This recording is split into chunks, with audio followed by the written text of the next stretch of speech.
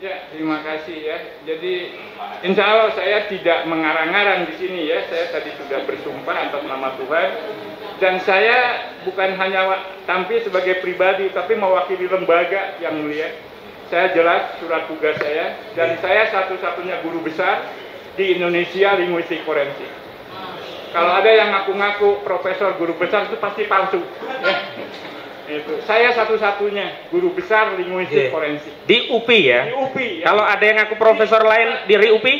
Bukan di UPI, di Indonesia. Di Indonesia bahkan. Di Indonesia saya baru. Sebelum beranjak ke pasal yang lain, jadi tentang demo itu sendiri, Prof. Mau diterangkan demo itu secara mungkin leksikal atau ada makna yang lain yang mungkin Prof bisa terangkan?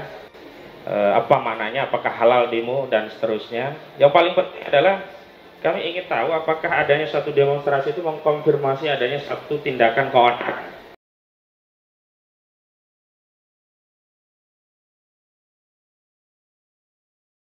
Nah, mesti sudah mempelajari faktanya, tapi kan tidak fakta, tapi sesuai keahlian saudaranya.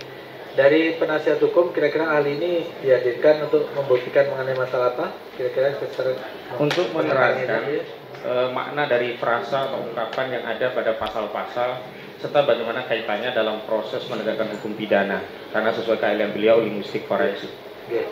Oke. Ini saksi tadi ahli ya, ahli dari UPI ya. Kemarin Jaksa Penuntut Umum juga menghadirkan saksi bahasa dari UPI, berarti sama ya.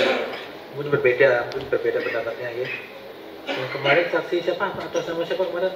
Andika Duta Bahari. Andika Duta Bahari dari UPI juga ya? Iya. Gini, karena ini saksi ahli dihadirkan oleh penasihat hukum, saya berikan kesempatan yang pertama ini kepada tim penasihat hukum mengajukan apa yang kira-kira digali dari keahlian ini. Monggo. Baik, terima kasih Yang Mulia atas waktunya. Prof, izin Prof, mohon untuk bisa memberikan pandangan, pendapat, penjelasan-penjelasan terkait keahlian Prof agar dalam persidangan ini kami menjadi terang terhadap khususnya makna bahasa dari sejumlah frasa atau ungkapan-ungkapan yang ada pada pasal-pasal. Sebagai pengantar, Prof, perlu kami sampaikan bahwa hari ini kasus ini mendakwat ada 3 pasal. Yang pertama pasal 14 ayat 1 dan 2 Undang-Undang Nomor 1 tahun 1946 tentang peraturan pidana, juga pasal 15-nya. Yang kedua pasal 28 ayat 2 junto 45A ayat 2 Undang-Undang Nomor 19 tahun 2016 tentang perubahan Undang-Undang Nomor 11 tahun 2008 tentang informasi dan transaksi elektronik. Dan yang terakhir adalah pasal 156A KUHP berkaitan dengan penodaan agama. Sebelum kami bertanya lebih lanjut tentang sejumlah frasa atau ungkapan yang ada dalam pasal-pasal ini, Prof, perlu kami diterangkan terlebih dahulu apa sih yang dimaksud dengan linguistik, terutama linguistik forensik, dan kaitannya dalam konteks penegakan hukum pidana. Monggo, Prof. Terima kasih. Linguistik forensik itu kajian atau analisis penggunaan bahasa yang berdampak hukum. Ringkasnya seperti itu. Ya, jadi bukti fisik dari tindakan berbahasa itu bisa lisan, bisa tulis, bisa di ruang konvensional seperti dalam kehidupan sehari-hari, bisa di ruang virtual, di internet ya lewat teknologi digital. Jadi yang menjadi datanya itu pertama produk hukum, undang-undang, peraturan, draft dan sebagainya itu dianalisis dari segi kriteria linguistik forensik untuk mengukur sejauh mana pasal-pasal peraturan itu memiliki dampak hukum tertentu yang dikaitkan dengan konteks kejadian. Karena yang namanya undang-undang peraturan itu teks kan, itu bisa berbanding lurus ya, bisa berkurang, bisa bertambah. Ketika si teks undang-undangnya dihadapkan kepada bukti-bukti material atau dalam bahasa linguistik forensik dengan konteks. Yang kedua, linguistik forensik menganalisis proses hukum itu sendiri, baik di level penyelidikan, penyidikan, penuntutan maupun seperti sekarang ini. Ya, itu bisa dianalisis sejauh mana para pihak yang terlibat dalam proses pengadilan ini menggunakan bahasa sesuai dengan standar-standar linguistik forensik. Dan yang terakhir, bahasa sebagai bukti tindakan hukum itu sendiri, seperti penghinaan, pencemaran nama baik, pemalsuan, kebohongan, ya, penghinaan, ya, fitnah dan sebagainya. Jadi ada 3 tataran analisis yang digunakan dalam linguistik forensik. Itu gambaran umumnya seperti itu. Baik Prof, itu ada 3. Saya ingin masuk ke tahap pertama tentang analisa terhadap produk perundangan. Khususnya hari ini kami ingin penjelasan Prof terkait analisa secara bahasa dari pasal-pasal yang menjadi dakwaan jaksa penuntut umum. Tapi juga kami nanti ingin mendalami tentang proses pidananya. Karena ternyata kalau saya simpulkan ini secara sederhana, Prof tidak hanya masuk hukum norma material, tapi juga formil, bagaimana membuktikan dari satu unsur bahasa itu berkaitan dengan tindak pidana tertentu. Prof, yang pertama, ini di dalam ketentuan pasal 14 ayat 1 dan ayat 2 Undang-Undang nomor 1 tahun 1946, itu ada sejumlah ungkapan yang frasa atau ungkapan itu tidak kami temukan tafsirnya secara yustik, baik dari penjelasan pasal atau memori pamphleting begitu. Nah, kami ingin mendalami dari sisi bahasa, terutama pendekatan linguistik forensik, ungkapan atau frasa yang ada dalam pasal ini apa saja. Pertama, Prof, tolong dijelaskan secara umum atau mungkin nanti bisa ditambahkan secara spesifik tentang makna atau frasa ungkapan menyebarkan kebohongan, menerbitkan keonaran. 4 hal ini saja dulu, Prof. Pertama menyebarkan, kedua kebohongan, 3 menerbitkan, 4 keonaran. Monggo, Prof. Baik, ya. Kata menyebarkan itu bentuk dasarnya itu sebar, ya. Itu merupakan verba, ya, yang dalam KLBI misalnya disebutkan bahwa tindakan berbahasa, ya, menyebarkan itu, ya, yang pada mulanya sesuatu itu berada pada dirinya, kemudian, ya, disampaikan kepada orang lain atau halayak, ya, bisa perseorangan, bisa ke halayak, itu, ya. Biasanya itu berupa informasi, ya, itu biasanya. Tapi bisa saja, ya, bukan informasi juga, gitu, menyebarkan bantuan bansos, misalnya bisa, ya. Tapi yang lazim, ya, kata menyebarkan itu berkaitan dengan informasi, seperti itu. Yang kedua, Prof, kebohongan. Nah, kebohongan itu kata dasarnya bohong, itu suatu keadaan, ya, itu yang berbanding terbalik dengan realitas.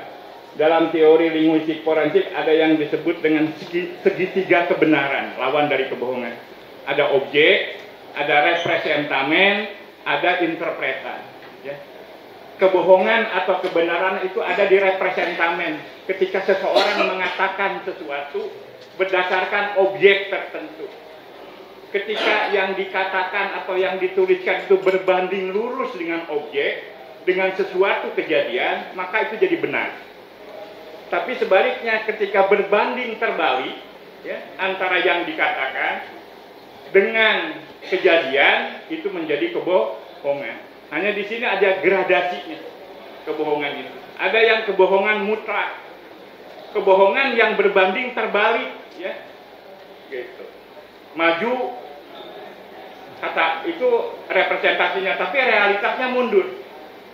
Misalnya gelap, mengatakan gelap, tapi realitas terang. Meroket, dikatakan, tapi realitas nyungsep, misalnya, ya. Nah, ini kebohongan mutlak yang berlawanan secara diametral yang mulia, ya.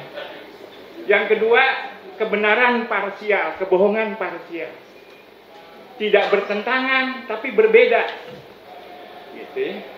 Nah, ini masih bohong tapi beda, gitu. Ada beberapa persamaan di situ, ada unsur yang benarnya, tapi sebagian besar itu beda. Nah, ini bisa debatable, ini bisa mengundang perbedaan pendapat, ya. Dari mana unsur perbedaan itu datang? Karena perbedaan itu berdasarkan kriteria tapi masuk kategori kebohongan. Disebutnya dalam kategori linguistik itu kebohongan distintif, gitu.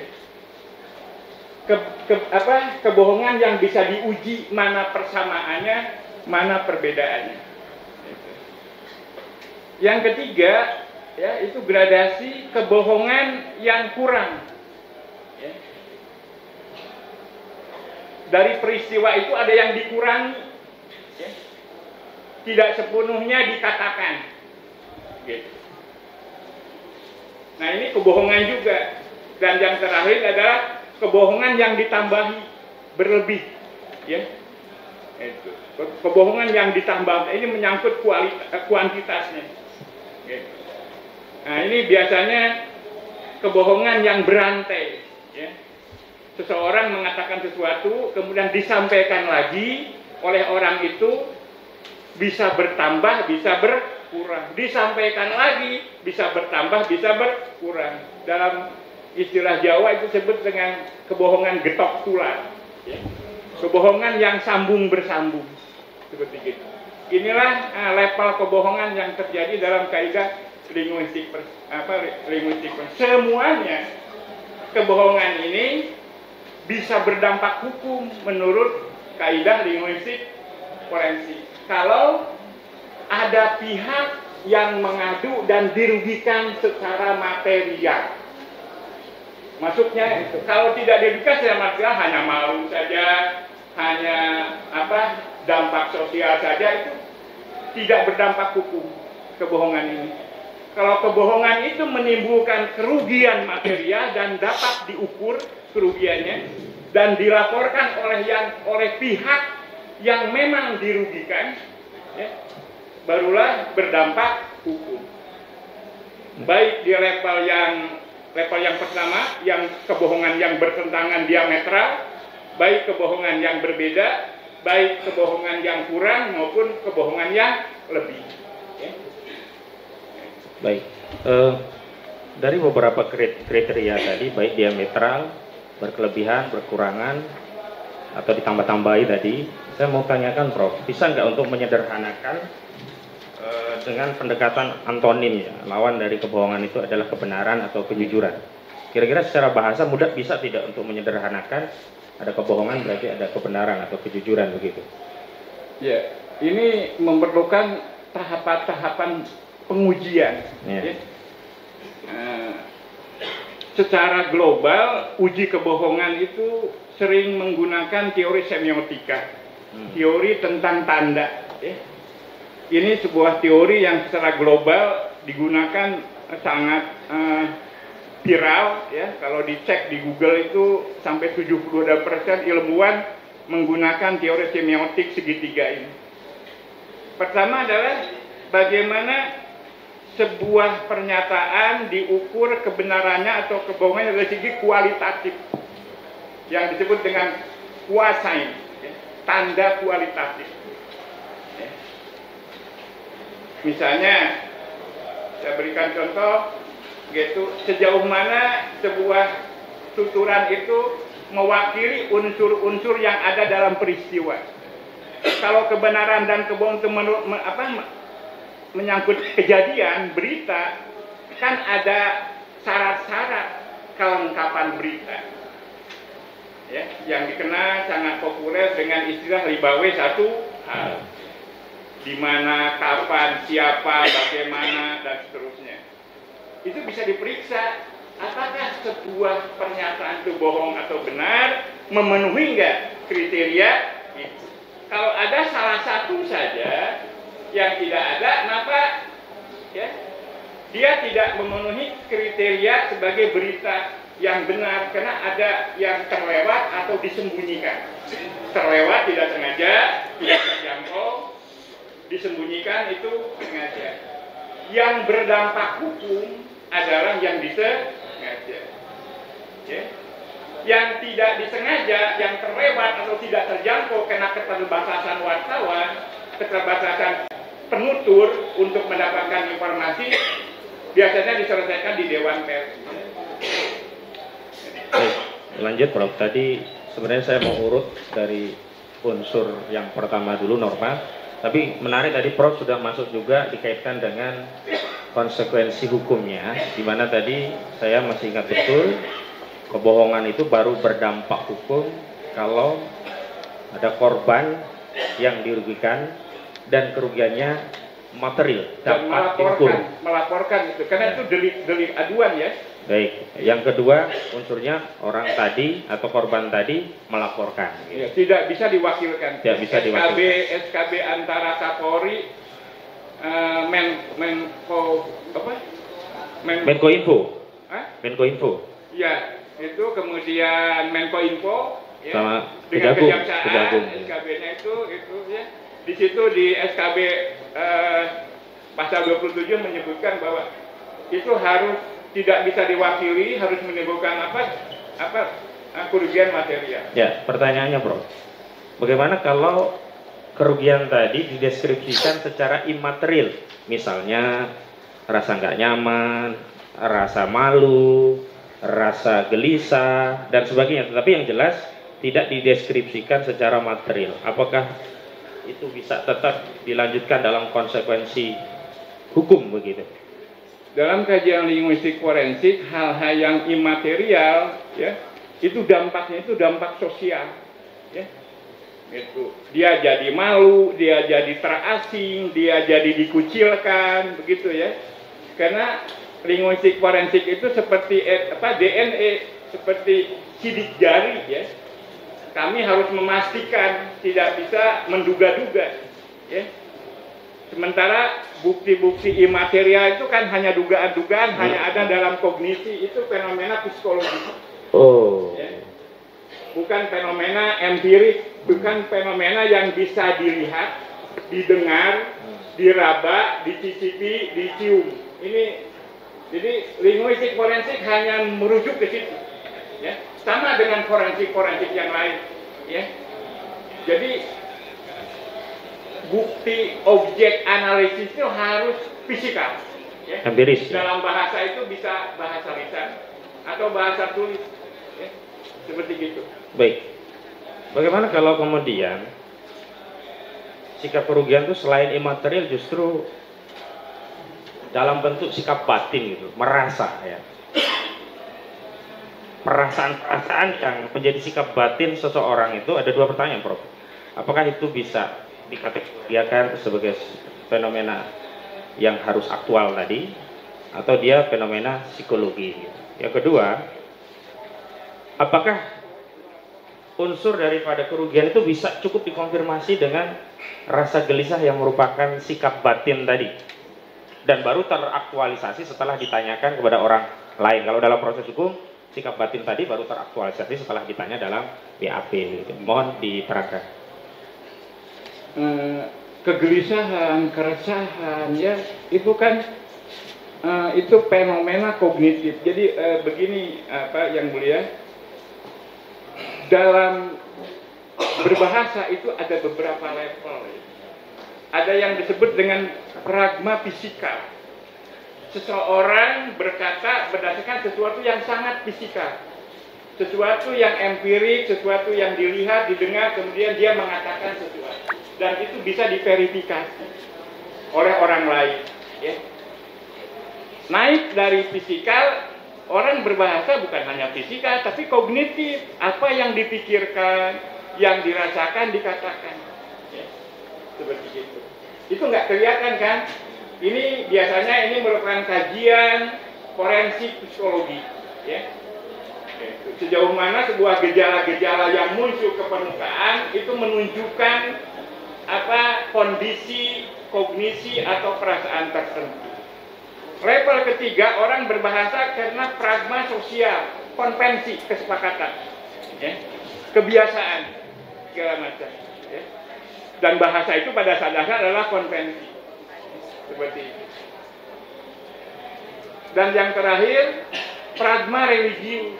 Ya. Orang berbahasa karena keyakinan. Nah ini nggak bisa diverifikasi. Ya, itu ya. Karena yang tahu persis, ya, itu ya. Bahasa sebagai representasi keyakinan itu hanya dia sendiri dengan Tuhannya, gitu ya. Jadi kita nggak bisa mendefinisikan sesuatu yang datang dari konsep agama itu sewenang-wenang kita tafsirkan dengan tafsir kita. Jadi level-level itulah. Nah, ketika ada fenomena kegelisahan dalam kajian linguistik forensik itu wilayah non hukum, non hukum yang nggak terukur. Soalnya ketika masuk wilayah hukum, bagaimana kita mengukur fenomena kegelisahan? Baik, saya lanjutkan, Prof. Lain dengan kerusuhan misalnya, itu fisikal, terukur lagi. Terukur, rusuh, siapa pelakunya, di mana, kapan, itu bisa ini. Ya. Baik. Kerusuhan, karena kerusuhan itu fenomena sosial, sementara kegelisahan itu fenomena psikologi, ada di benak manusia. Baik, kami lanjutkan pada unsur selanjutnya, Prof. Di pasal 14 ini ada unsur menerbitkan. Secara bahasa, frasa menerbitkan itu apa pengertiannya, Prof? Itu padanan dari mempublikasikan. Ya. Nah, itu. Artinya sesuatu yang tadi itu padanannya sama dengan menyebarkan. Ya.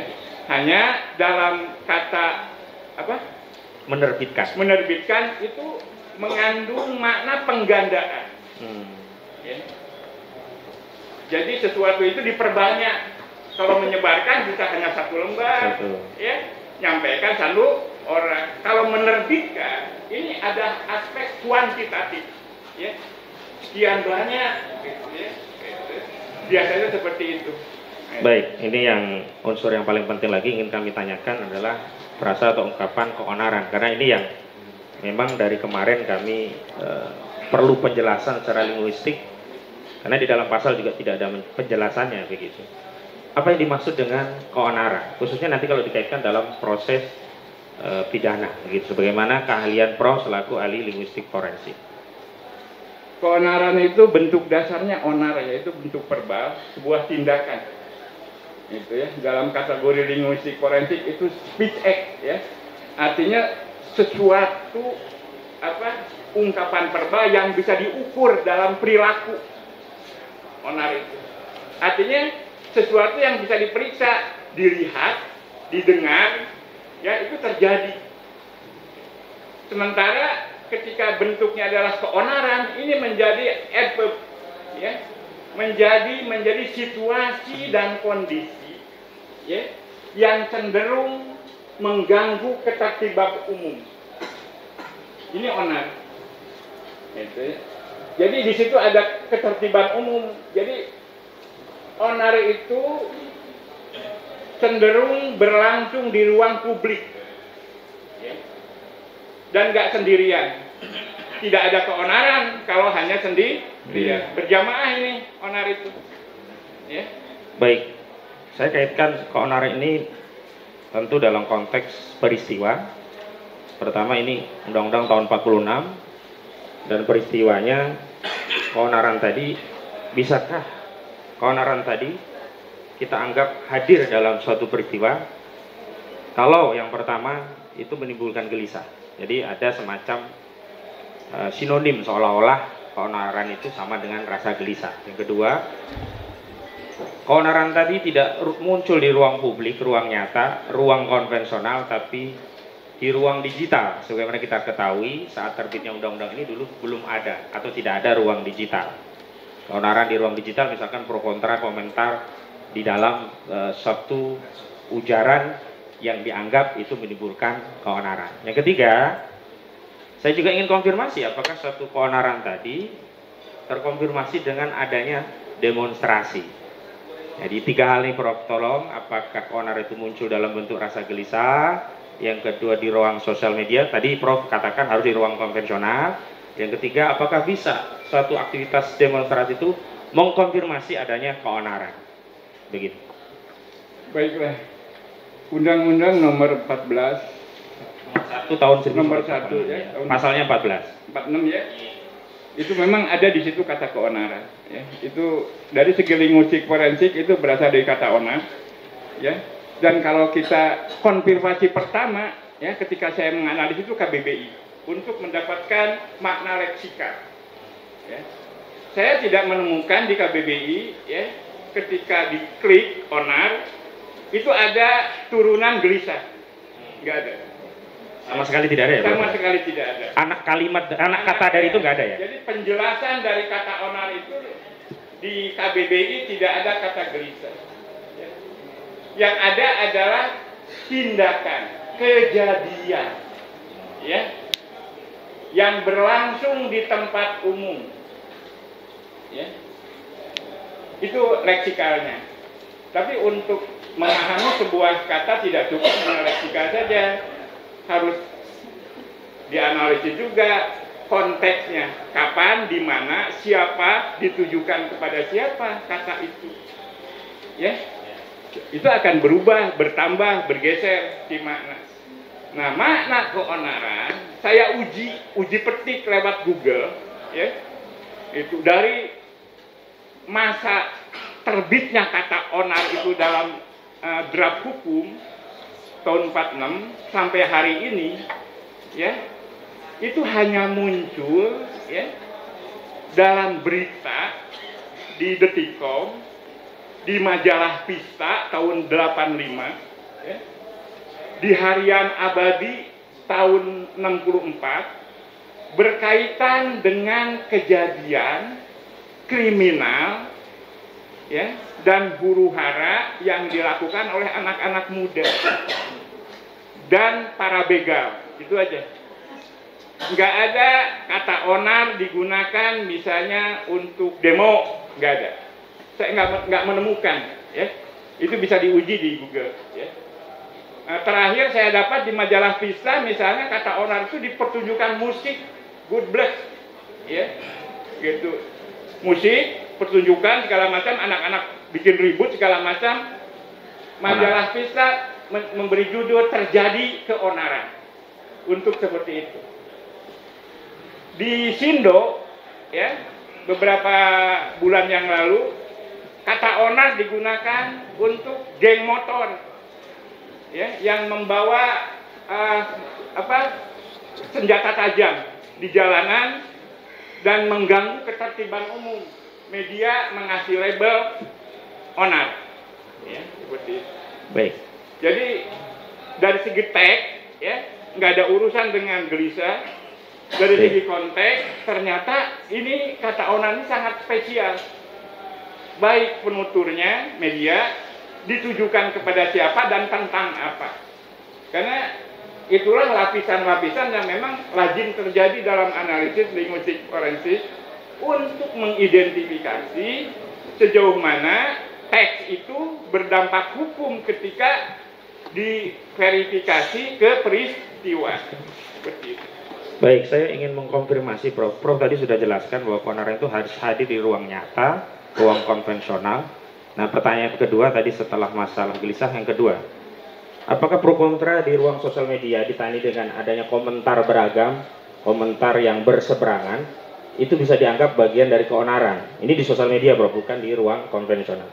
Nah, saya memang saya peneliti khusus penggunaan bahasa di ruang virtual. Disertasi saya tentang itu, ya. Tentang kata terorisme di berbagai media di Indonesia, ya, gitu. Dan bagaimana respon publik terhadap kata terorisme itu. Jadi saya mengenal betul karakteristik penggunaan bahasa di ruang virtual. Ada dua kategori yang mulia di situ. Ada konteks media dengan segala macam teknologinya. Ada konteks situasi komunikasi, ya. Jadi konteks media di ruang virtual itu berbeda dengan konteks media di ruang konvensional, ya. Karena ada bantuan teknologi yang nggak bisa terjadi di ruang konvensional. Misalnya komunikasi sinkronis, asinkronis, ya. Pilihan kata, tematik dan sebagainya itu dipengaruhi oleh bagaimana media memfasilitasi itu semuanya. Sehingga kata-kata yang beremosi tinggi misalnya di ruang virtual itu ternyata hasil penelitian saya tidak berbanding lurus dengan apa yang terjadi di ruang konvensional. Di ruang virtual ada maki-maki, amarah yang luar biasa dengan kata-kata nama binatang segala macam. Ya. Tapi ketika terjadi di ruang komunikasi itu drop, hilang, bahkan terjadi proses eufemisme, penghalusan yang luar biasa. Ya. Itu.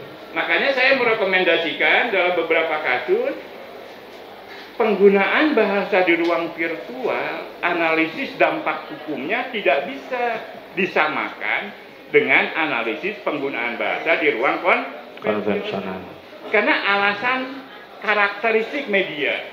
Yang kedua, alasan karakteristik situasi komunikasi. Ya. Situasi komunikasi di ruang virtual berbeda dengan situasi komunikasi di ruang konvensional. Misalnya soal relasi kuasa, ya, itu. Saya rakyat biasa, Pak Jokowi presiden, maaf. Ya. Di ruang konvensional tentu saya akan menggunakan sejumlah perangkat sebagai posisi sebagai rakyat kepada presiden. Saya determinan, Pak Jokowi pasti dominan dengan kepresidenannya. Di ruang virtual saya bisa leluasa. Ya, apalagi kalau pakai anonim, sebagai sahabat, begitu ya, sebagai teman, dengan komentar, bahkan bisa mungkin saja kalau saya marah, saya tunjukkan emosi saya. Kenapa? Tidak face to face, tidak berhadap-hadapan. Jadi pengaruh situasi komunikasi di ruang virtual itu sangat signifikan. Baik, ya. Saya kembalikan kepada makna kontekstual. Kalau leksikal sudah jelas nggak masuk, kontekstual saya mau kaitkan begini, Bro. Undang-Undang Nomor 1 Tahun 1946 itu kan pasti ditujukan untuk keonaran di ruang konvensional. Nah hari ini misalkan ada anggapan bahwa keonaran itu terjadi di ruang virtual. Apakah sesuai dengan keterangan Prof tadi, apakah ini tetap bisa dipaksakan? Dianggap sama apa yang terjadi di ruang sosial media dengan ruang konvensional, padahal faktanya telah terjadi penghalusan menurut bahasa Prof tadi. Ya. Yang mulia, saya harus melakukan interpretasi ya kalau memasuki wilayah ini. Karena ada dua data yang berbeda penggunaan bahasa pada waktu undang-undang itu diterbitkan kemudian diberlakukan sekarang. Yeah. Saya melihat munculnya undang-undang ITE 2008 yang kemudian direvisi 2016 ya. Itu adalah fenomena yang sangat cerdas dari segi linguistik forensik. Ya. Artinya pemerintah menangkap bahwa ya peristiwa penggunaan bahasa di ruang komunikasi itu berbeda dengan di ruang virtual. Makanya muncul undang-undang ITE khusus mengakomodasi, mengatur bagaimana melindungi masyarakat ya dari tindakan-tindakan berbahasa yang berdampak hukum di ruang virtual ITE. Gitu ya. Ini bisa dikonfirmasi ke ahli pidana misalnya, apakah sejauh mana itu, karena saya melihat ini nggak bisa disamakan, gitu ya, seperti itu. Kedua, analisis historis. Ya. Jadi dalam kajian linguistik forensik, yang namanya kata maknanya itu terikat oleh masa, Kata gotong royong hari ini dengan ketika kita menjelang kemerdekaan itu ternyata sudah bergeser sekali. Ketika zaman kemerdekaan yang namanya gotong royong itu gratisan banget, ya. Kalau sekarang, sekarang minimal ada konsumsi, ya. Gitu. Bahkan harus ada uang saku, namanya gotong. Nah, namanya masih label gotong royong, ya. Tapi tindakannya sudah berbeda. Ini bukan dosa, bukan apa. Bahasa begitu memang karakteristiknya, ya. Itu ya. Jadi dinamis dan sesuai dengan konvensinya. Makanya ketika pemerintah mengantisipasi perkembangan hukum, muncullah undang-undang ITE. Kenapa perilaku tindakan berbahasa di ruang komunikasi sudah tidak memadai lagi, gitu ya. Seperti gitu. Makanya muncullah undang-undang ITE, terutama pasal 28 yang saya tahu ya. Itu yang menunjuk kepada tindakan-tindakan ya yang berbahasa yang menimbulkan kebencian dan seterusnya. Baik. Sehingga ketika ada fenomena penggunaan bahasa yang berdampak hukum di ruang virtual, menurut saya, tafsir saya, relevannya itu dengan undang-undang ITE. Karena undang-undangnya dimaksudkan memang untuk itu. Untuk itu ya. Lex spesialisnya memang untuk itu. Iya, untuk itu. Untuk semua tindakan. Di ruang digital. Riwayat hidup saya ada sekitar 170 sekian pengalaman saya mengadvokasi kasus-kasus. 50 kasus itu lebih banyak berkaitan dengan pencemaran nama baik, penghinaan dan sebagainya di ruang virtual. Ya. Itu. Baik. Seperti gitu. Tinggal satu lagi, Bro. Sebelum beranjak ke pasal yang lain. Jadi tentang demo itu sendiri, Bro. Mohon diterangkan demo itu secara mungkin leksikal atau ada makna yang lain yang mungkin Prof bisa terangkan. Apa maknanya, apakah halal demo dan seterusnya. Yang paling penting adalah kami ingin tahu apakah adanya suatu demonstrasi itu mengkonfirmasi adanya satu tindakan keonaran. Silakan. Demo ini itu kosakata asing ya, itu berasal dari bahasa Latin. Kata dasarnya demos, ya. Bisa demonstrasi, bahkan berdekatan dengan demokrasi, ya. Itu sama kata-kata dasarnya. Kalau demokrasi, demosnya itu rakyat, ya. Krasi itu pemerintahan, kekuasaan. Jadi pemerintahan, kekuasaan yang berdasarkan berbasis kerakyatan. Sederhananya begitu. Demonstrasi, ya, krasi itu adalah unjuk pendapat, unjuk perasaan, ya. Unjuk bagaimana pendapat, rakyat ya mengungkapkan pikirannya, mengungkapkan perasaannya yang berkaitan dengan pelayanan publik pada mulanya dulu. Ya. Jadi kasus-kasus publik, ya, yang berkaitan dengan kemaslahatan atau kemudaratan orang banyak. Ya. Itu asal muasalnya. Dalam konteks Indonesia bisa saya telusuri, Undang-Undang Dasar 45 menjamin ya kebebasan berekspresi dan mengungkapkan pendapat. Turunannya ya Undang-Undang Nomor 9 tahun 1998 jelas eksplisit ya menulis kata demonstrasi ya sebagai tindakan. Ya, kata kuncinya itu adalah tindakan. Jadi harus ada yang melakukan. Bisa perorangan, bisa kelompok. Ini undang-undang, ya. Itu. Apa? Sebagai perwujudan hak berdemokrasi. Ini bahasa undang-undang. Ya. Nah, ini bisa diverifikasi kepada konteksnya. Ada kejadian demokrasi, tinggal diverifikasi saja. Baik. Ya. Apakah memenuhi syarat? Ya, dia mengungkapkan aspirasi berkaitan dengan kepentingan publik atau kepentingan personal. Ya, karena dalam analisis linguistik forensik kasus itu terbagi dua yang mulia. Ada kasus absolut, ada kasus struktural. Ya. Absolut itu hanya berkaitan dengan identitas dirinya sendiri yang negara melindunginya. Ketika masuk ke wilayah struktural itu terbuka, ya. Semua perilaku terbuka untuk didemo, dituntut pertanggungjawabannya, ya, karena dia merupakan pejabat publik, itu rakyat berhak, ya, menuntut, mengontrol kalau ada hal-hal yang menyimpang dari publik. Baik. Makanya saya sangat mengapresiasi kepada Pak Jokowi yang merindukan di demo. Di demo, ya? Betul ya. Itu, ya. Luar biasa gitu, sangat demokratis negara ini. Ya, seperti itu ya. Baik. Secara linguistik forensik, Bro, demo itu legal atau ilegal sih? Apa? Demo Halal, itu legal. halal. Undang-Undang Nomor 9 tahun 1998 tentang hanya persoalannya di situ ada ekses, ya. Sepanjang tidak ada akses tetap halal, gitu ya. Akses Ekses apa yang membuat demo itu menjadi kejahatan? Tidak ada hubungannya dengan demo, itu ada pasal-pasal lain, ada derivasinya. Oh, Ya, akses apa saja, Bro? Contohnya? Ketika menimbulkan kerugian, Ya. untuk personal atau kepentingan umum, yang dituntut itu bukan demonya, ya. Individunya. Perilaku kerusuhannya itu sebagai tindakan kriminal. Demonya tetap sah. Demonya tidak gugur sebagai sesuatu yang dimuliakan, Ya. sebagai bagian dari hak dan ekspresi berdemokrasi. demonstrasi. Tapi tindakan yang merugikan, taman-taman jadi rusak, ya, menimbulkan luka dan sebagainya, segala macam. Dan itu pun dalam kajian linguistik forensik, tindakan itu harus menimbulkan kerugian material yang terukur. Baik. Ya, seperti itu. Baik, Prof. Ini ada peristiwa demo tadi sah, ada pemberitahuannya, tidak ada kerugiannya, bahkan aspirasinya ditampung, bahkan aparat kepolisian juga ikut menjaga. Sama sekali itu tidak ada akses kejahatannya gitu.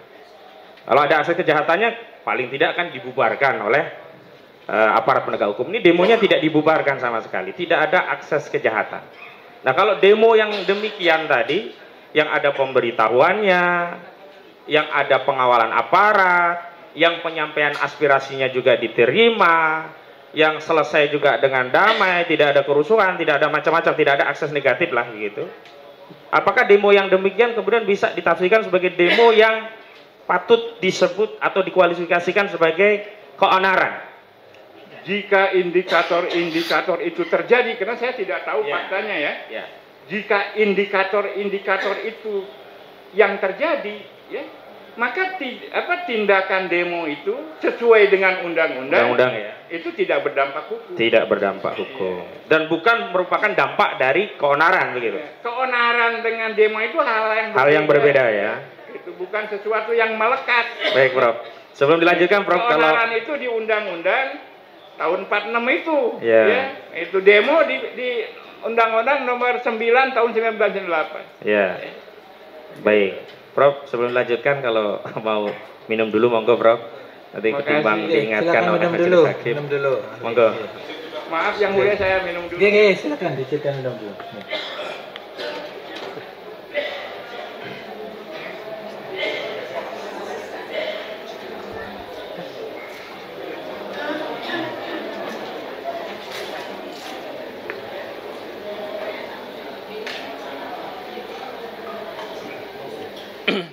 Izin yang mulia untuk melanjutkan.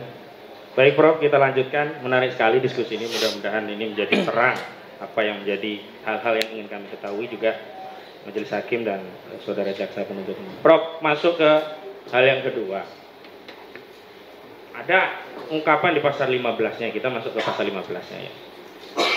Kabar yang tidak lengkap, ada juga kabar yang tidak pasti. Apa sih maksud dari kabar yang tidak lengkap? Tidak pasti, berkelebihan. Nah, tiga hal. Kabar yang tidak lengkap dan kabar yang tidak pasti itu ada dua hal yang berbeda, ya. Tidak lengkap, ya, kabar itu menyangkut komponen, ya. Jadi ada kategori, ya, bahwa sebuah kabar itu lengkap. Itu sangat dipelajari itu sejak SMP SMA ya sampai perguruan tinggi. 5W1 jawab 6 pertanyaan itu, maka lengkaplah sebuah berita. Belum masuk kepada kebenaran, ya. Tapi kelengkapan belum tentu loh yang lengkap ini benar. Nah, karena uji kelengkapan dengan uji kebenaran adalah hal yang berbeda. Jadi ketika ada ungkapan berita tidak lengkap, ada komponen yang tidak ada dalam berita itu. Bisa di mananya, bisa kapannya, bisa siapanya, bisa bagaimananya, bisa mengapanya, dan seterusnya. Dan berdampak hukumnya atau tidak, ya, itu tergantung petuturnya siapa pembaca itu. Apakah dia dirugikan, ya, dengan ketidaklengkapan itu secara material atau tidak? Itu ya, karena orang boleh-boleh saja memberitakan berita tidak lengkap ketika dia belum menemukan kelengkapannya. Ya, dan itu biasanya disebutkan, ya, karena sumber tidak bisa memberitakan maka hal ini belum diketahui. Biasa saja, ya, seperti itu. Jadi bukan aib ya ketika berita itu tidak lengkap. Ya, baru sampai di situ, sementara ini dikejar-kejar deadline, harus memberitakan. Masa koran ini harus berhenti dulu terbit nih, itu menuju kelengkapan, itu sementara deadline sudah tiba, misalnya seperti itu. Yeah. Yang kedua tadi apa? Tidak pasti atau berkelebihan. Tidak pasti, ini adalah masalah kualitatif. Ya. Itu. Apakah ini pasti nggak korbannya sekian? Tempatnya di Solo, ya, bahwa ini adalah tabrak lari, ya, ini adalah bis nomor sekian, ini indikator-indikator juga ini, ya. Ada bagian yang meragukan, ya. Biasanya ketidakpastian kabar itu berkaitan dengan sumber, ya.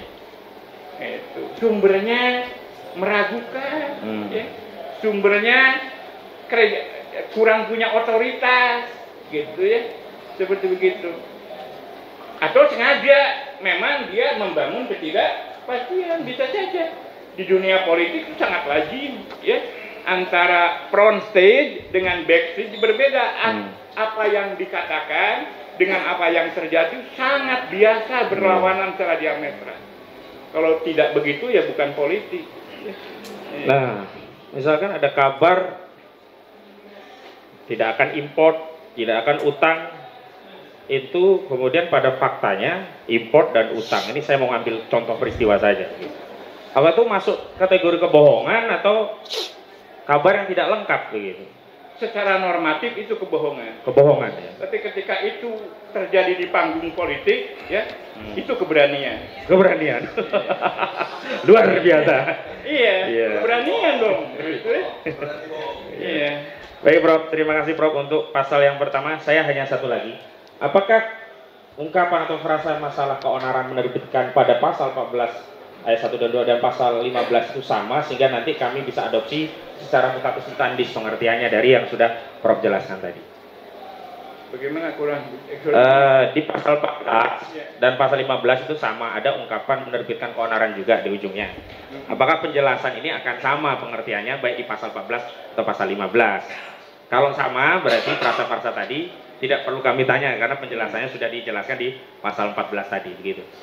Lazimnya ya sebuah teks undang-undang itu sebagai satu kesatuan wacana secara tematik, ya, pilihan kata, struktur kalimat itu mengikat, ya, sehingga tafsirnya nggak bisa keluar dari situ.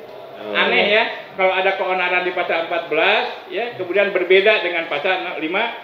Padahal itu merupakan satu kesatuan. Ya, seperti gitu. Artinya saya kalau memeriksa draft undang-undang di DPR, gitu ya, kalau ada yang gitu saya kasih catatan, ya.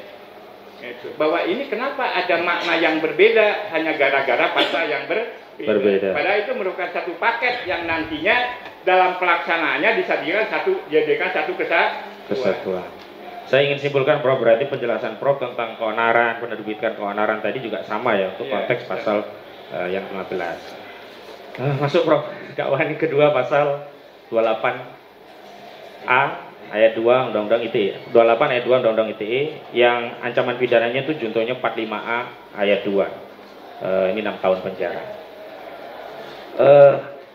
Kalau menyebarkan sudah, nah tadi juga sudah. Saya mau masuk kepada frasa atau ungkapan permusuhan kebencian. Nah, apa sih makna dari permusuhan kebencian dan kebencian? Dari musuh dulu ya. Itu permusuhan itu bentuk dasarnya musuh, ya. Maknanya secara leksikal, ya, sesuatu yang berlawanan secara diametral dengan kita, ya. Itu. Jadi sesuatu yang mengancam diri kita, ada kata ancaman di sana, gitu. Ada kata perbedaan di situ, gitu. Ada kata tekanan di situ kalau ada permusuhan, ya. Jadi kata-kata yang melekat, ya, pada kata permusuhan. Jadi aneh kalau permusuhan nggak beda gitu sama, tapi juga nggak ada tekanan, itu ya. Biasanya ingin saling menenggelamkan kan, gitu ya. Itu baik dari segi gagasan maupun fisik bahkan gitu ketika permusuhan seperti itu. Saya rinci dulu. Sementara yang satu lagi tadi apa? Kebencian. Nah, kebencian ini merupakan fenomena psikologi, ya. Kebencian itu ada di benak seseorang, ya. Itu salah satu pemicunya bisa permusuhan. Gara-gara dia permusuhan itu eksplisit, ya. Bisa diverifikasi melalui tadi persamaan analisis perbedaan, ya. Itu langkah-langkah dia tekanan. Tapi kebencian, ya, itu adalah KBBI mengartikan perasaan tidak suka, gitu ya. Jadi kata perasaan ininya apa? Kata kuncinya. Ya. Jadi ada di benak orang. Ya. Representasinya itu, munculnya itu, kebencian itu bisa macam-macam. Gitu ya. Tidak mau sebut apa, ya, mengutarakan kata-kata yang menyakiti. Nah ini sebagai wujud nyata dari kebencian. Gitu ya, indikatornya lah. Gitu ya. Nah, saya masuk kepada satu peristiwa. Bagaimana peristiwa tadi merupakan ujaran yang berkaitan dengan hal-hal yang bersifat publik. Misalnya terkait dokumen yang legal dari institusi tertentu yang dimiliki oleh organ atau individu tertentu. Apakah misalnya menyatakan ijazah palsu atau dokumen palsu itu bagian dari ujaran atau tutur yang masuk kategori kebencian? Kalau ini dikaitkan, ijazah itu merupakan bagian dari administrasi untuk menduduki jabatan-jabatan publik. Mohon diterangkan, Bro.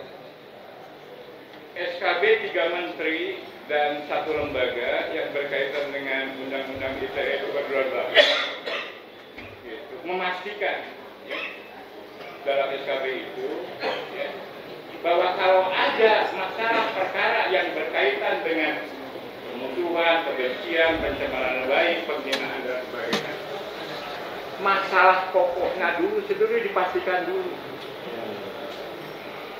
Ya. Misalnya tadi kata kepalsuan, ya, ini kan bisa jadi tuduhan kebohongan, ya. Tapi harus diperkarakan dulu asli palsunya, gitu ya. Karena dalam kaidah linguistik forensik, keaslian dan kepalsuan merupakan fenomena fisikal ya, harus secara fisik yang bisa diverifikasi secara empirik. Sesuatu itu palsu atau asli, seperti itu. Dengan cara menghadirkan yang asli. Seperti itu, nggak ada cara lain. Ya, dalam pragma fisikal, gitu ya. Kalau ternyata kepalsuan itu perbedaan, hanya ada yang berbeda segala macam, ini ditunjukkan ahli, ya. Terkait perbedaan tadi ya. Nah, kalau ada perbedaan. Kenapa ada perbedaan tahun, perbedaan tanda tangan, perbedaan nama, segala macam? Itu ini ada ahlinya. Termasuk perbedaan jenis kertas, tinta, misalkan. Segala macam. Saya termasuk ahli yang berkaitan dengan tulisan, misalnya. Tapi ahli yang berkaitan dengan jenis kertas, ya, dengan penomoran, dengan stempel, saya nggak tahu. Yeah.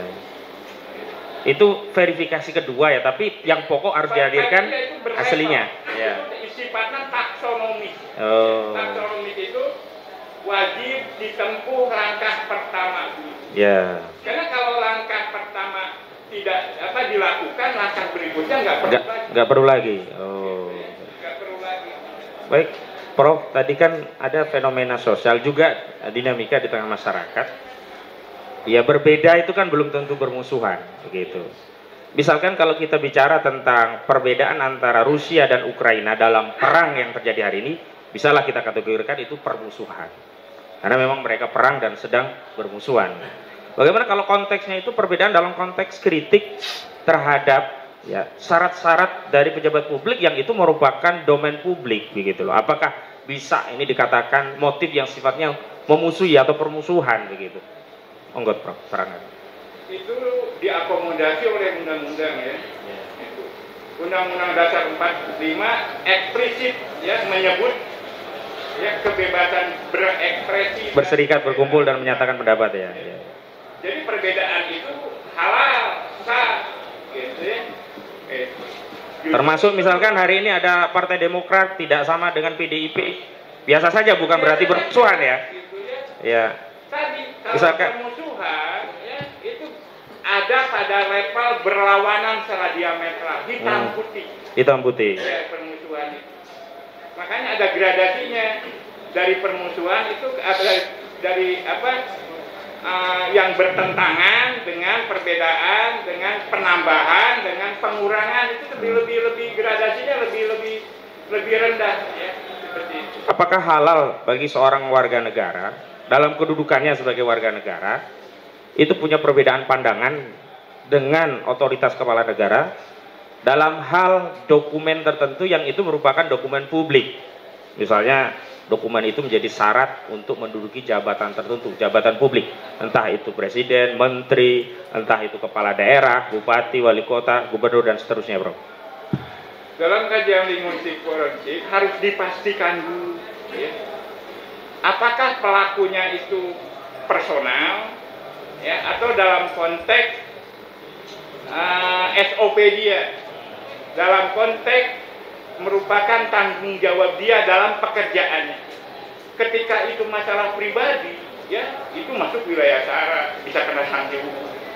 Kalau yang diujar itu pribadinya, pribadi, ya, perilaku pribadinya. Perilaku pribadi. Ketika perilaku yang menyangkut kebijakan publik, ya, itu sangat terbuka. Undang-undang membuka ruang selebar-lebarnya, ya, kepada pejabat publik, ya, untuk, ya, menerima berbagai macam pendapat termasuk yang berbeda.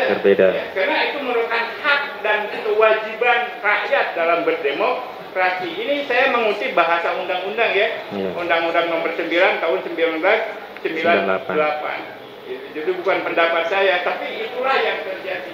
Nah, baik, menurut ketentuan Undang-Undang Nomor 9 tahun 1998 tentang kemerdekaan menyampaikan pendapat di muka umum, di sana kan ada jenis-jenis penyampaian pendapat di muka umum, ya, termasuk demonstrasi, ya, ada pawai, ada orasi ilmiah, dan seterusnya begitu. Pertanyaan kami, apakah pendapat yang juga disampaikan di ruang publik, dalam hal ini ruang sosial media, lebih spesifik melalui YouTube, itu juga termasuk yang dilindungi oleh undang-undang sebagai bagian dari kemerdekaan menyampaikan pendapat di muka umum? Nah, kita lihat dulu, ya, di ruang virtual itu ada beberapa macam karakteristik kanal, ya, itu ada media siber seperti Kompas, Detikcom, Cindo, itu media siber. Artinya media seperti konvensional tapi menggunakan saluran virtual, ya. Makanya Kompas ada edisi konvensionalnya, ya, yang lain-lain juga ada, ya. Nah, itu terikat oleh undang-undang pers, ya, karena itu sebagai lembaga, ya, yang memang itu dilindungi oleh pemerintah, ya, sebagai partner pemerintah dalam menunaikan, ya, tugas kontrol, gitu, ya. Karena di samping eksekutif, edukatif, legislatif, yang keempat itu pilarnya itu pers, media, diwakili di ruang virtual itu oleh media cyber media. Oke, yang kedua media sosial, ini enggak, ya, ini media publik, ya, media masyarakat, gitu, ya. Seperti Facebook, YouTube, Twitter, gitu, ya. Instagram, segala macam itu enggak berbanding lurus dengan Cyber Detikcom, segala macam, itu media, itu nggak ada hubungannya dengan undang-undang pers, ya, gitu.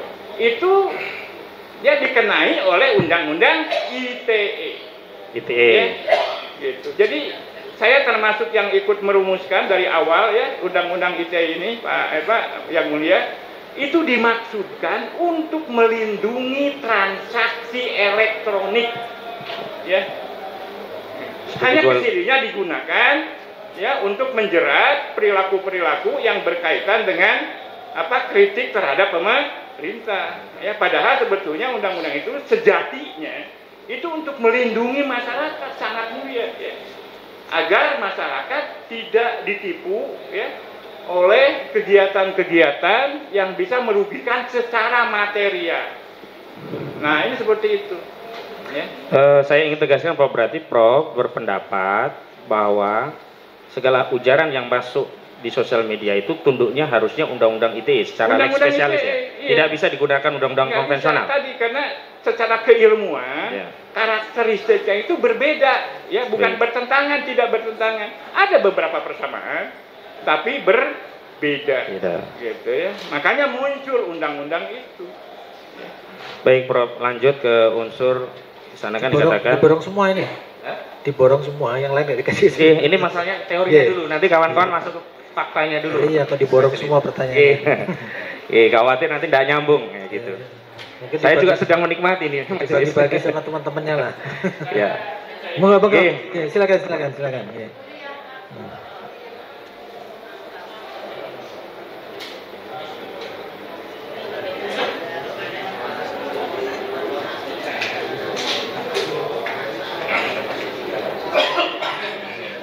Izin majelis dilanjutkan.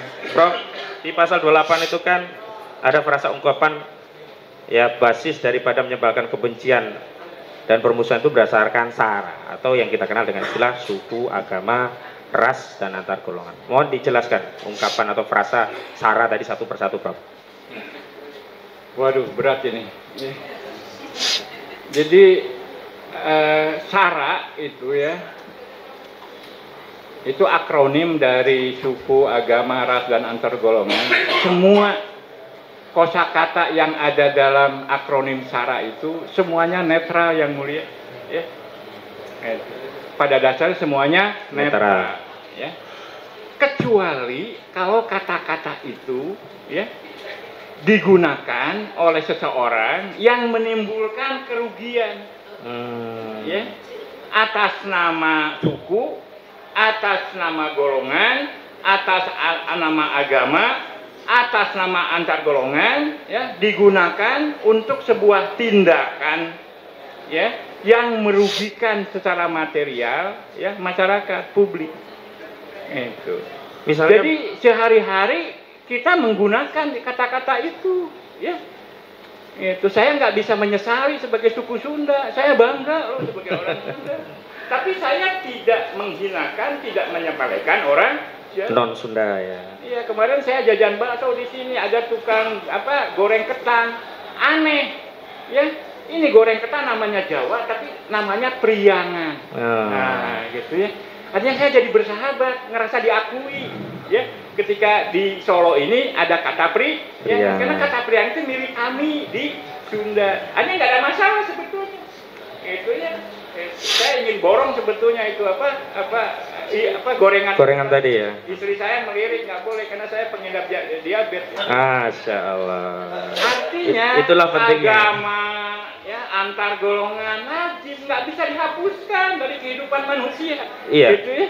Hanya ketika itu berdampak atas nama agama membunuh misalnya. Membunuh. Ya. Atas nama agama menghina orang lain, ya. Atas nama agama menfitnah, ini yang jadi masalah hukum. Ya. Misalnya nih dalam konteks peristiwa, saya adalah seorang muslim, saya pergi ke Singapura, sebagai seorang muslim saya terikat dengan akidah syariat Islam, diantaranya harus makan makanan halal. Iya. Dan ketika saya bertanya ada nggak masakan yang halal, itu juga SARA sebenarnya, tapi apakah yang demikian itu masuk konsekuensi kejahatan gitu? Tidak ada. Saya mendapatkan jaminan. Ya, kita harus mendapatkan jaminan bahwa makanan yang kita makan itu halal. Ya. Artinya tanpa mendiskreditkan, tanpa membubarkan, ya, keyakinan agama orang lain. Membubarkan restoran yang menjual makanan haram. Itu tindakan membubarkan itu yang menjual makanan haram itulah itu yang terikat oleh undang-undang. Bagaimana ya pemerintah mengatur itu? Nah, ada suatu peristiwa, Prof. Orang punya keyakinan pada ajaran agama tertentu, kemudian saya menggunakan ungkapan umum saya ya, bersumpah atas nama Tuhan, dan dia meyakini apa yang dia sampaikan benar, dan dia sanggup ya dilaknat oleh Tuhan kalau apa yang dia sampaikan itu keliru. Apakah hal yang demikian juga adalah satu tindakan atau ujaran yang bernada SARA yang masuk kategori kejahatan, atau ini biasa saja karena dia meyakini ajaran agamanya? Negara kita hidup di Indonesia nih ya, negara kita menjamin kebebasan ya untuk mewujudkan keyakinan agamanya masing-masing tanpa menimbulkan gangguan kepada pihak-pihak yang lain. Kita nggak boleh mengganggu dan kita juga nggak boleh diganggu. Itu jaminan, gitu ya. Itu yang muncul dari asas ketuhanan yang maha esa. Ya. Jadi rujukannya adalah, ya, itu adalah ideologi negara. Ya. Kita hidup ketika masuk ke Singapura mungkin beda, ya. Masuk ke Jepang beda lagi. Kita nggak bisa memberlakukan lagi. Gitu ya, undang-undang yang berlaku di sini. Oh, saya orang Indonesia, itu saya ingin berperilaku sesuai dengan undang Indonesia, nggak bisa. Ya, nah, terikat oleh tempat dan waktu. Ya. Baik. Nah, ketika ada ada ini ya, ini dalam konteks peristiwa, saya tidak merujuk fakta tertentu karena nanti khawatir masuk ada perkara dan nanti ahli mengambil alih peran hakim begitu. Peristiwa tadi adalah upaya untuk meyakini ajaran agama dan mempraktikannya. Tapi ternyata ada dampak. Dampaknya ada yang setuju, ada yang tidak setuju. Ada yang memuliakan, yang menyetujui, mendukung, ada yang mencela. Apakah respon ada yang mencela, ada yang nggak nyaman, ada yang dukung, ada yang tidak mendukung? Itu bisa berdampak, ini bagian dari perilaku sara. Contoh, lebih spesifik nih ya. Ada orang meyakini memanjangkan janggut itu sunnah Nabi, lalu ada yang mencerah, oh ini radikal teroris. Tapi ada juga yang mengatakan, oh itu orang ingin menjalankan sunnah. Artinya adanya celaan atau ada persetujuan atau tidak persetujuan itu bisa nggak dianggap sebagai konfirmasi adanya tindakan sara, perilaku sara sebagaimana pasal 28 Undang-Undang ITE ini? Dalam kaidah linguistik forensik, dalam konteks komunikasi, itu ya, gitu. Dampak komunikasi itu bisa positif, bisa negatif, dan bisa netral, ya, bisa ambigu, nggak setuju, nggak menolak seperti itu. Gara-gara komunikasi. Kalau kita diem aja, nggak ada risiko komunikasi. Gara-gara kita ngomong, ya, kita harus siap, ya, berbeda dengan orang atau sama dengan orang, gitu ya. Jadi sesuatu yang natural, sesuatu yang melekat. Secara semantik itu merupakan semantik formal, ya. Seperti es itu dingin, api itu panas, ya. Berkomunikasi itu akan menimbulkan pro dan kontra. Semakin ya banyak isi komunikasi yang sesuai dengan konvensi itu publik, itu akan semakin rendah tingkat pertentangannya. Ya. Semakin kecil ya konvensinya bahwa kita itu dengan lawan tutur kita itu semakin berbeda, maka kemungkinan bertentangan.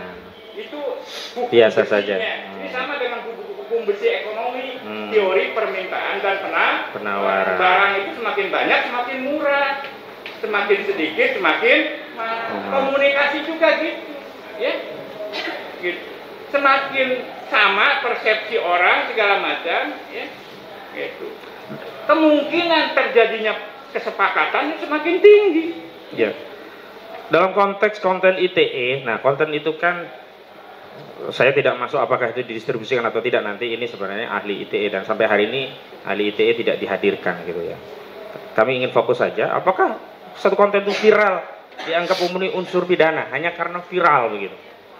Nah ini tadi ya, makanya saya meneliti tentang karakteristik media di ruang virtual yang mulia. Viralisme itu merupakan indikator, ya, salah satu indikator popularitas, populis, bukan kebenaran. Awas ya, itu. Jadi kebenaran sebuah tuturan, ya, tidak diukur oleh viralisme, oleh banyaknya, ya, pendukung, ya, tapi oleh substansi isinya, seperti itu. Jadi viralisme ini sudah disalahgunakan, makanya muncul apa yang disebut sekarang ini era post-truth, ya, di mana kebenaran sudah berhenti karena kebenaran cenderung diukur melalui fenomena viralisme. Ini yang harus dilawan, ya, gitu. Kalau kebenaran diukur oleh viralisme macam apa, ya, itu bisa dikondisikan. Abu Janda yang paling benar kalau begitu. Beruntung para buzzer, para influencer, ya, itu yang kerjanya sehari-hari memang memviralkan. Viralkan. Waduh. Baik Prof, saya rasa cukup untuk pasal 28 terakhir nih, yang pasal 156A KUHP. Walaupun sebenarnya analis spesialisnya ITE sudah tidak relevan kita membahas pasal-pasal konvensional, tapi tetap saya tanyakan karena dakwaan jaksa juga dengan pasal-pasal konvensional. 156A KUHP tentang penodaan agama. Apa sih yang dimaksud penodaan dan agama itu sendiri, Prof? Penodaan itu menurut kamus adalah sesuatu yang merendahkan dari sesuatu yang sejati, yang seharusnya. Seseorang atau kita menyebut ya bahwa agama itu sesuatu yang mulia, yang luhur, yang tinggi, ya. Kemudian disepelekan, dihinakan, direndahkan. Ini adalah gejala penodaan. penodaan. Hanya penodaan juga fisikal, ya. Itu. Misalnya, ya, orang Swedia membakar Al-Quran, itu kan fisikal, ya? itu adalah penodaan. Ya, gitu. Maaf, yang sudah divonis oleh hakim, misalnya Ahok, ya, gitu. Bicara tentang ayat sekian, itu kan perilaku.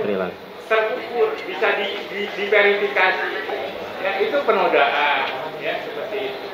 Jadi hal-hal yang fisika, mengotori masjid misalkan, ya, untuk oleh sesuatu yang sangat nista, oleh kotoran dan sebagainya, itu adalah penodaan, ya. Jadi penodaan itu absolut itu, ya, penodaan itu sesuatu yang mulia dibuat rendah, dibuat hina, dibuat sepele. Sehingga ini menimbulkan korban. Siapa korbannya? Orang-orang yang memuliakan. Yang punya agama tadi berarti. Jadi pelapornya itu ini korban-korban yang memang memuliakan agama, yang kemudian dia melaporkan orang yang menghinakan agama. Dibawa bukti penodaannya berupa apa? Verbal, bisa kata-kata verbal, atau non verbal, bisa berupa fisika. Seperti itu. Jadi bisa dihadirkan di pengadilan untuk penodaannya. Dan baik. korbannya harus ada, ya. Korbannya harus ada. Harus ada, gitu, ya. Dari mana tahu bahwa itu penodaan kalau nggak ada korban? Gitu, ya. Kita alat ukur apa yang digunakan? Korban itu bisa personal, bisa lembaga. Misalkan MUI bisa melaporkan, ya, bahwa ini menodai segala macam karena punya otoritas. Ya. Nah, kembali ke otoritas. Apakah unsur penodaan itu memang harus MUI? Karena kami khawatir, ya, kalau tafsir itu di luar MUI kan bisa debatable, bisa punya pandangan yang berbeda-beda begitu. Tapi kalau sudah diadopsi oleh MUI kan menjadi jelas karena MUI adalah lembaga representatif. Kalau ini agamanya agama Islam gitu. Nah, ini dalam kajian linguistik forensik, otoritas itu sebagai penutur produk, ya, representasi berbahasa ini sangat penting, ya, gitu. Karena ini berkaitan dengan undang-undang yang berlaku. Seseorang bicara itu secara personal atau sebagai seorang jurnalis. Kalau seorang personal yang berlaku undang-undang KUHP umum segala macam. Tapi ketika seorang jurnalis, undang-undang pers dong yang kena. Seperti gitu, ya. Jadi sebagai apa dia? Dalam konteks penodaan agama tadi gitu loh. Ya, dalam konteks penodaan agama, ya, otoritas itu ada yang formal, ada yang non formal. Ya, gitu. Seorang kiai dia punya otoritas non formal, ya, bisa ditunjuk ciri-cirinya, punya pesantren, ini apa segala macam, sehingga dia legitimate untuk ngasih label terhadap sebuah tindakan tertentu. Dan itu menjadi konvensi masyarakat, jelas pengikutnya. Pertanyaan saya, bagaimana kalau itu terjadi pada orang yang meyakini ajaran agama tertentu, kemudian dia mempraktikannya, terlepas mungkin ada yang keliru atau ada yang kurang lengkap, apakah bisa dia dianggap sebagai orang yang menodai agamanya sendiri, padahal dia meyakini sedang mempraktikkan ajaran agamanya? Selama itu direpresentasikan oleh orang yang punya otoritas, ya, yang misalkan dia ulama begitu. Ulama itu sah, ya. Sah, ya. Itu sejarah mencatat seperti itu, timbul, ya, perbedaan-perbedaan, ya, di antara ulama, di antara kiai juga segala macam. Jadi tidak ada jaminan, ya, gitu. Karena dalam linguistik forensik yang ketika objeknya kaidah, bukan fisik, bukan temuan ilmu. Kalau fisik kan dikonfirmasi secara empirik. Kepalsuan, keaslian, mana yang asli, mana yang palsu. Kalau keilmuan, ya, mana metodenya, teori apa yang digunakan segala macam. Ketika kaidah, ini agama, sholat, ya, mubahalah, segala macam, ini kata-kata bukan produk manusia. Baik. Ini produk Tuhan, gitu, ya. Rujukannya mana? Bagaimana kata-kata itu diempirikan oleh Nabi, itu aja. Ya, kemudian kiai itu merujuk ke situ, bisa beda, ya, nggak apa-apa. Dia punya otoritas, harus dihargai otoritasnya, ya. Perbedaan itu, ya. Kecuali seorang pemain bola yang tidak ngerti pesantrennya, segala macam, tahu-tahu dia bicara tentang fikih, wah, ini nggak punya otoritas, ya. Jadi kita jangan tabu dengan perbedaan, ya, pertentangan bahkan sekalipun. Baik, Prof, ini Tuhan saja ngasih poin, ya, bahwa berbeda pendapat itu sebuah rahmat, ya, bukan ajab, gitu. Ya. Seperti gitu. Baik, Prof, terakhir nih sebelum ke yang lain, saya lupa tadi, Prof. Jadi banyak dasar ungkapan atau teori-teori yang Prof sampaikan tadi itu ada rujukan. Saya lupa sejak awal. Mohon dijelaskan, Prof, rujukan-rujukan dalam teori linguistik forensik itu apa saja, siapa tokoh-tokohnya, paling tidak bisa kita pahami. Oh, dasar yang Prof sampaikan tadi ada rujukannya, begitu, Prof. Ya, terima kasih ya. Jadi insya Allah saya tidak mengarang-arang di sini ya. Saya tadi sudah bersumpah atas nama Tuhan. Dan saya bukan hanya tampil sebagai pribadi, tapi mewakili lembaga yang mulia. Saya jelas surat tugas saya, dan saya satu-satunya guru besar di Indonesia linguistik forensik. Kalau ada yang ngaku-ngaku profesor guru besar itu pasti palsu. Ya. Itu. Saya satu-satunya guru besar linguistik forensik. Di UPI ya? Di UPI. Ya. Kalau ada yang ngaku profesor lain di UPI? Bukan di UPI, di Indonesia. Di Indonesia bahkan? Di Indonesia saya baru pertama. Ya. Jadi, konfirmasi dulu, Andika Duta Bahari itu profesor bukan di UPI? Saya tidak bisa memberikan konfirmasi itu, tapi dia adalah asisten saya. Oh, ya. Asisten ya, baik. Jadi 15 tahun ini beliau asisten saya. Oke. Silakan dilanjut, Prof. Jadi, teori yang saya gunakan untuk membedah semua tadi, teori induknya dikenal sebagai grand teori, itu teori semiotik. Ya. Semiotik ini terbelah dua, ada yang struktural, ada yang pragmatik. Ya. Gitu. Struktural ketika yang dihadapi teks, ya. Fungsional atau pragmatik ketika yang dihadapi itu konteks, ya, seperti tadi ditanyakan pasal sekian apa segala macam, itu adalah konteksnya. Ada perbedaan, cenderung ada penambahan. Di samping itu teori besar lainnya saya gunakan pragmatik, CDE juga, ya, karena menyangkut bahasa dalam kaitan dengan kekuasaan. CDE itu apa, Prof? Mohon dijelaskan. Jadi CDE itu